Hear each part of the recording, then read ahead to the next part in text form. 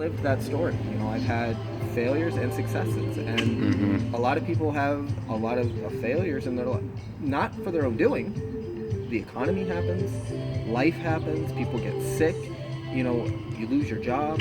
A lot of that is out of your own control. And, so again, I believe that I'm the best to represent this district because I do have the people's needs in mind. And being grassroots funded means I'm beholden to the people. Those are the people that I'm going to be giving back to when I go to Washington. Now, I've heard you describe yourself as a safety net Democrat. So how would you describe a safety net Democrat? What I would say is by telling my story is that, nearly 5 years ago, I was diagnosed with ulcerative colitis. And it's nothing I planned on. It's nothing I ever envisioned. I played baseball in college. Always in good health. And then, bam, you get sick and life changes. And, I came back here and had to go on Social Security disability. And the process is not fun. The light at the end of the tunnel is worth it. It does help bridge the gap between having nothing and something, and it does help you try to, make ends meet, even though most of the months you can't. But for me, being a safety net Democrat is protecting these programs like Social Security, disability and retirement, Medicare, Medicaid. Those programs have not only saved my life by giving me the medication that I needed, because my medication runs $1,200 and $50 a month. That's a lot. Yeah. I can't afford that out of pocket. Not many people can, but those programs gave me the chance to be here and also a chance to give back and serve my country in Congress, or attempt to. And for me, protecting those programs, and when you hear a lot of politicians in Washington, they describe, well, we need to reform these programs. Well, reform in Washington means cut.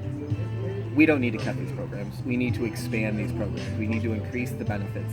We need to make sure that we don't demonize or call people that are on these programs moochers, because they're not. They're Americans who maybe hit a rough patch or need a little bit of help. And that is the American way, right? Helping each other get over a hump.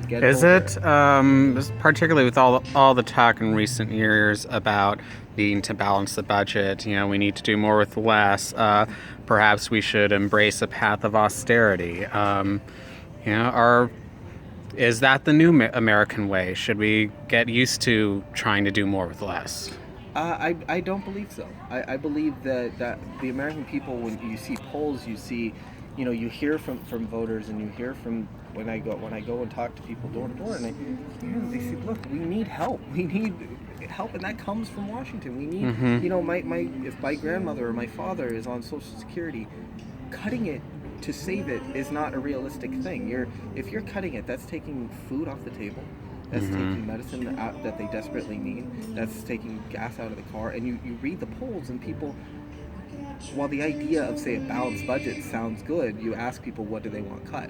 Well, they don't want Social Security cut. They don't want Medicare cut. They don't want Medicaid cut. It starts with corporate waste. It starts with not cutting taxes for the rich that blow up the budget, the defense budget.